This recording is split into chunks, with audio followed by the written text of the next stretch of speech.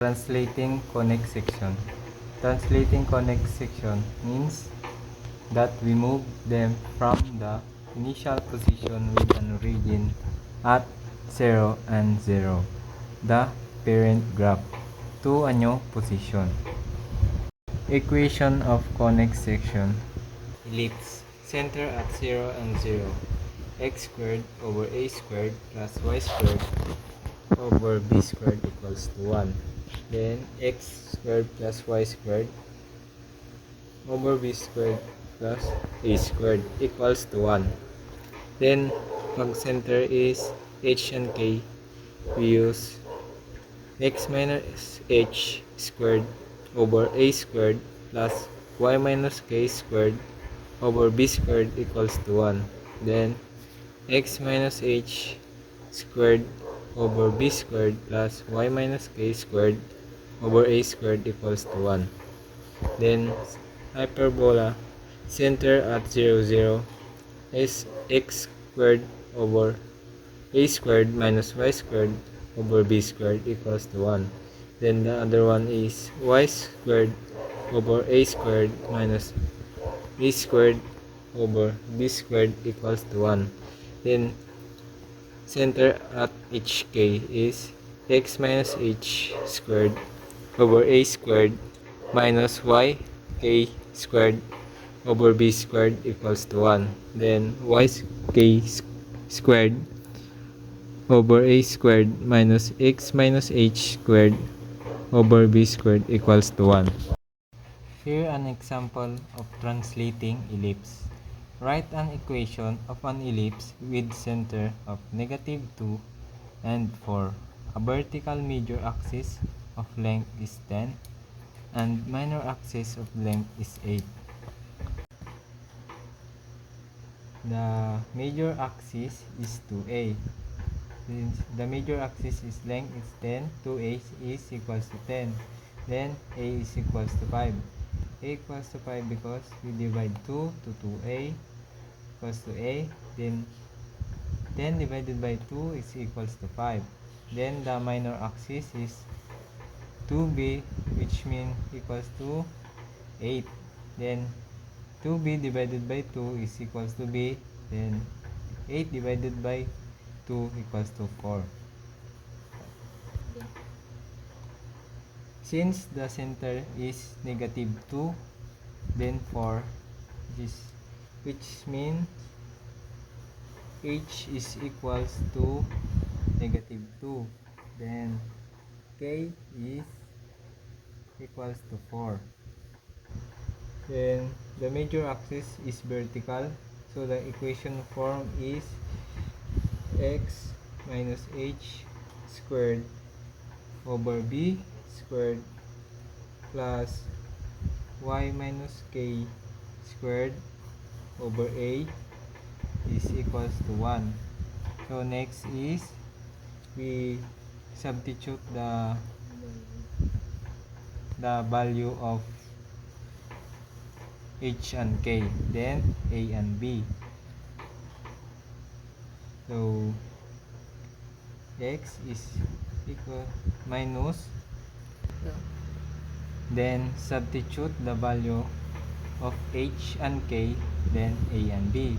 So x minus h is equal to -2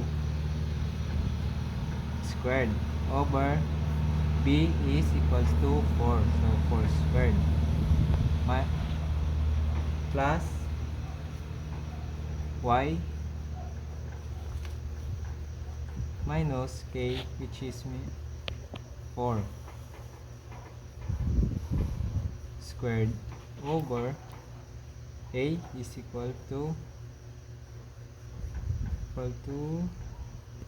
5, so 5 squared.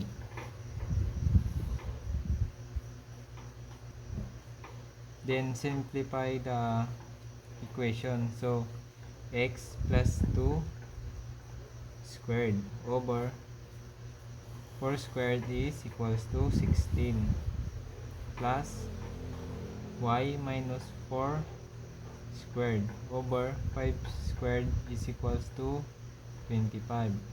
equals to 1. So the equation of the ellipse is x plus 2 squared over 16 plus y minus 4 squared over 25 equals to 1.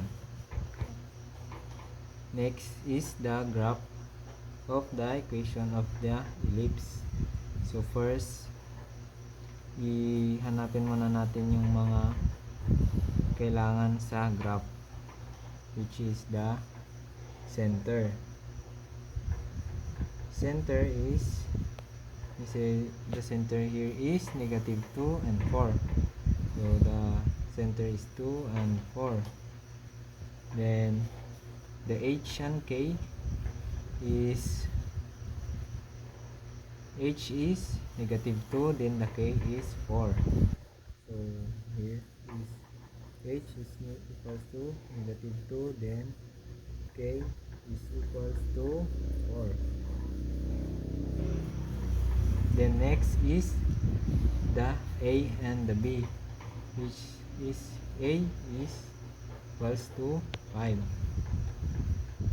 Then b is equals to, what is equals to 4. Then can form the graph here.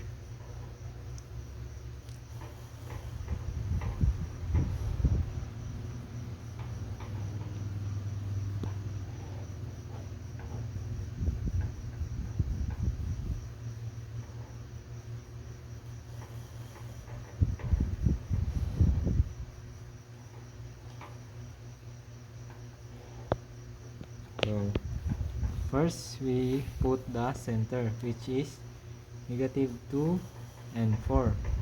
Okay, the negative 2 is here, then count 4, 1 2 3 4. Then the center will be here. Center is negative 2 and 4.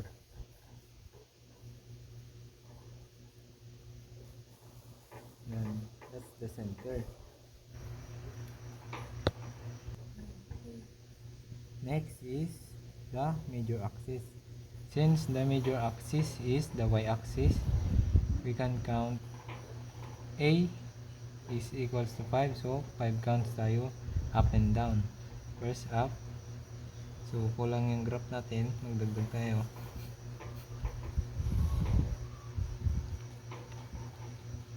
So we count 1 2 3 4 5. So ito yung unang point. So we can count here from the center. So next is the down. 1 2 3 4 5.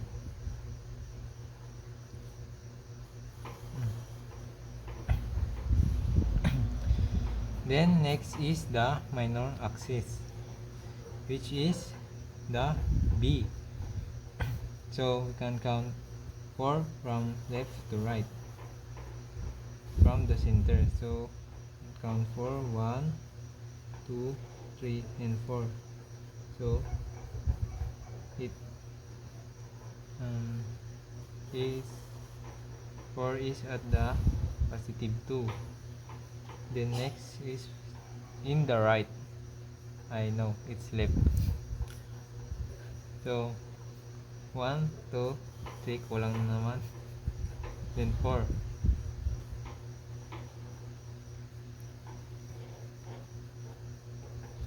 Then the minor axis fall in negative 6. Now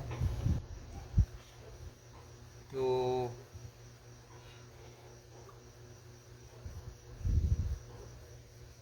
complete the equation, find the C, which we can use the Pythagorean theorem, which is C squared is equals to A squared minus B squared. So substitution lang ang gagawin. C squared is equals to the A is 5. 5 squared minus B is equals to 4, which is 4 squared. Next is 5 squared is equals to 25 minus 4 squared is 16. So this squared is equals to 25 minus 16 is 9. Then next is square root. Square root of c squared is c, then equals to square root of 9 is 3. Now the c is 3. Then next is, since the y-axis is the major axis, we count 3 up and down.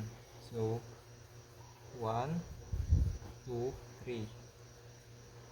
First is here, then the second is 1, 2, 3. It falls in positive 1.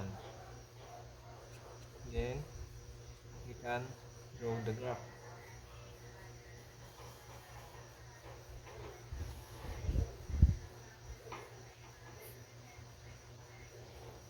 Then this is the ellipse on translating the conic section. Now let's move on in translating the equation of hyperbola. So I have an example here. Write an equation of hyperbola with the vertices of negative 1, 2, and 3 and 2, and negative 3 and 2, and 5 and 2. So first, mag-draw muna tayo ng graph here.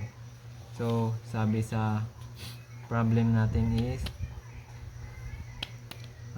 yung mga vertices natin is negative 1, 2, and 3, 2, and negative 3 and 2, and 5 and 2. So the center is the midpoint of the line joining the vertices. Its coordinates are the is 1 and 2.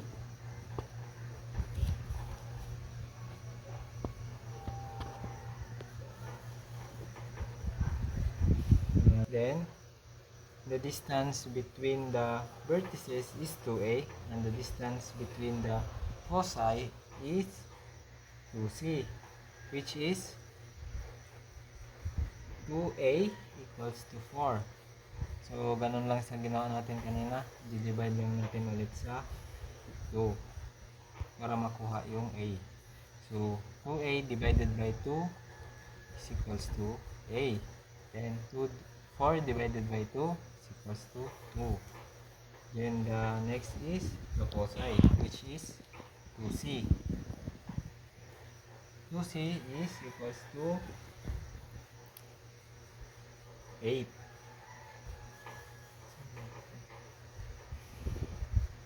Then divide ulit natin sa 2, which is 2c divided by 2 is equals to c. And 8 divided by 2 is equals to 4. And that's the vertices and the foci. So meron na tayong A dito, tapos C. Next is hanapin naman natin yung letter B. So gagamit ulit tayo ng Pythagorean theorem, which is c squared equals to a squared plus b squared. Then substitute kung anong meron na dito. So c squared is meron na is 4. 4 squared equals to a meron na din is 2 squared plus b squared. So ang b ang inaanap natin, so ibablank natin yan. Then simplify ulit. 4 squared is 16 equals to 2 squared is 4 plus b squared. Then gawin natin para makuha is transpose. So 16 minus 4 equals to b squared. So So 16 minus 4 equals to 12. Equals to b squared. So ang susunod naman is square root. Square root. So the square root of 12 is 3.46. Then the b squared is simply b. Next is, since the transverse axis is horizontal, so the equation has the form of, ito na yung form natin, x minus h squared over a squared minus y minus k squared over b squared equals to 1. So, siyempre, ano ulit natin, i-substitute kung anong meron dito. So, x minus h is squared. Okay, so yung h pala natin is the 1. So, 1 pala to, hindi h. Over a squared.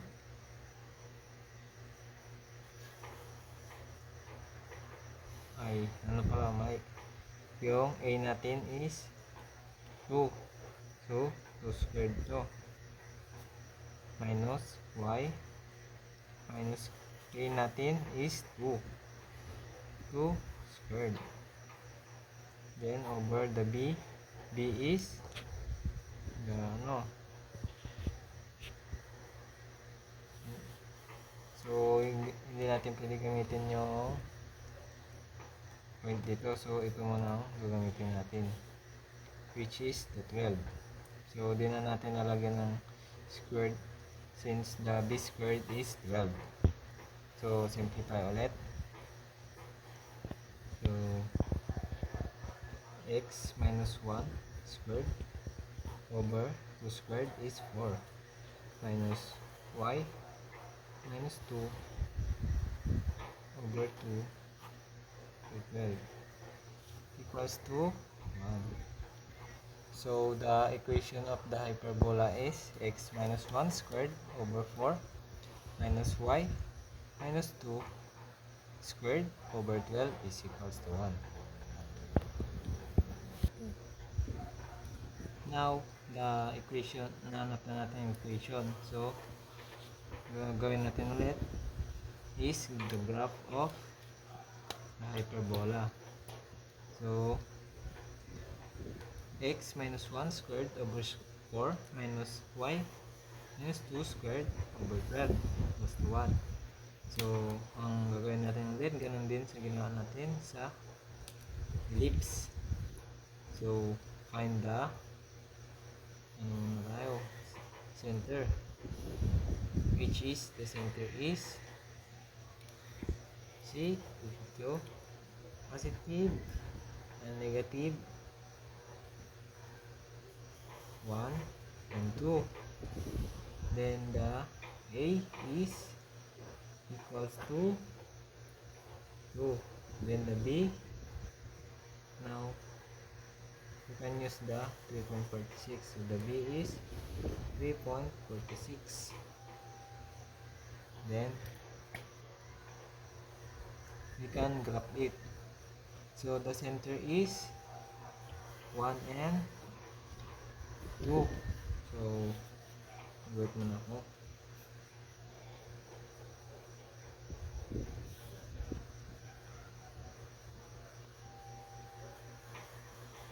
So 1 and 2. 1, then 1, 2.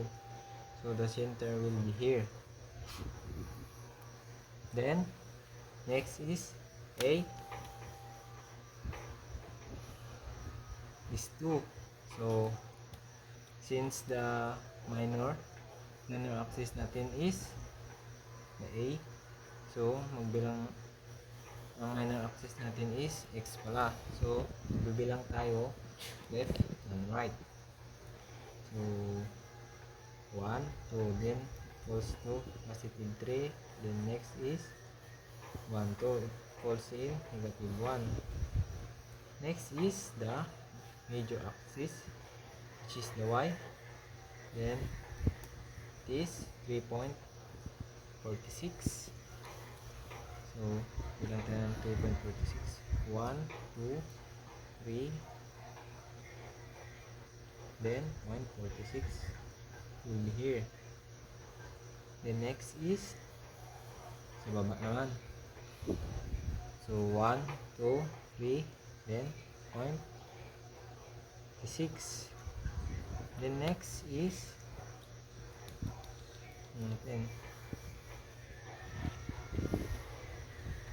gagamit ulit tayo ng Pythagorean theorem, which is para makuha yung sa graph natin gamit ang A and B dito sa given. Then C squared equals to A squared plus B squared equals to C squared equals to simply the A squared plus the 3.46 squared. Then simplify the C squared equals to 2 squared is equal to 4. Then 4. Then 3.46 squared is equals to 12.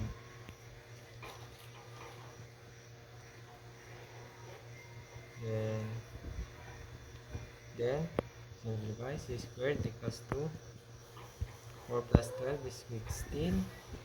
Then C squared equals to C squared natin. So C na lang to. So ang C natin is 4. So yung 4 andun na pala. Dapat di ko na sin. Then the C is equals to 4. So yung C natin is bibilangin natin ulit sa major axis, which is the y axis. So magbibilang tayo ng 4. So 1, 2, 3, 4. So the first is here equals to negative 2, positive 6. The next is the down 1, 2, 3, 4, 5. May 4 lang pala. 1, 2, 3, 4. So it will equals to negative 2. The next is find the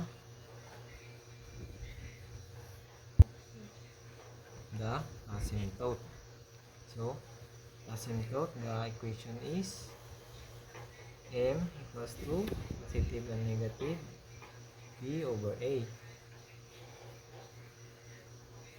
Then m equals to, substitute, b is equals to 3.46 over 2. Then now we can use it rise over run. So we can start from the center. So rise over run muna. Then next is the fall and run. So next is rise over run muna, which is 3.46.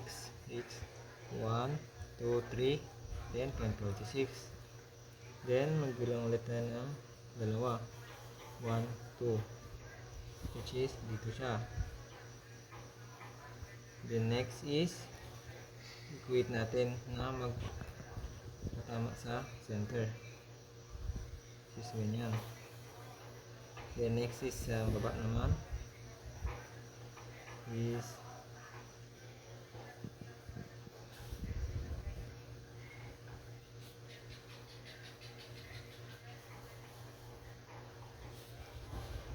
one, 2, 3, then 0.46, then 1, 2.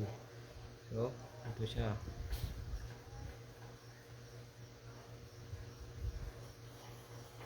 So, ganyan siya.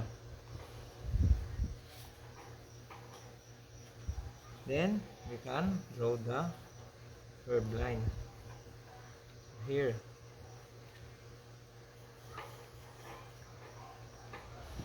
Then This one is here. Then, bilangin natin kung nakuha nga ba yung ano natin. 2A, then the 4. 2C is 8. So, sa taas, 1, 2, 3, 4. So, 8 equals to 4. Baka natin. Then, sa baba, 1, 2, 3, 4, 5, 6, 7, 8. So, 2C is equals to 8. Yan, baka natin. Then, yun lang yung sa translating the equation of hyperbola.